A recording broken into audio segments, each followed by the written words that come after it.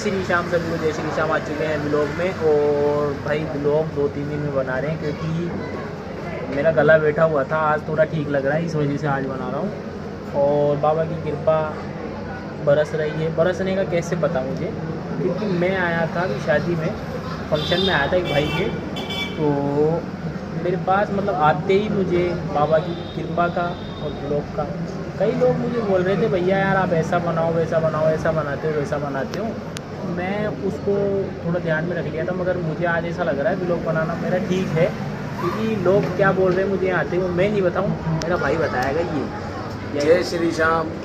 जैसे भैया हम आए शादी में, पार्टी में, जैसे हमारे भाई लोग आते ही इनको ऐसे बोले जय श्री श्याम भैया, जय श्री श्याम। तो पूरी पब्लिक जय श्री श्याम बोल रही है और कुछ नहीं बोल रहे। निखिल भाई आ गए या कुछ नहीं, क्या बोल रहे हैं? सीधा आते जय श्री श्याम भैया, जय श्री श्याम। भाई ने भी जय श्री श्याम बोला, नाम नहीं बताया। युवराज नाम है इस भाई का, मैं बता रहा हूँ।